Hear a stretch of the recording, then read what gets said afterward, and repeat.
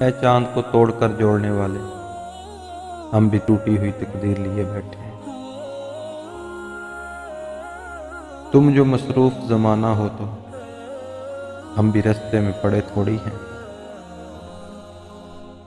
بچپن کی نمازیں یاد آتی ہیں، جب نہ ثنا آتی تھی نہ ہی صورتیں، لیکن اتنا علم تھا کہ وہ سب کی دعائیں سنتا ہے۔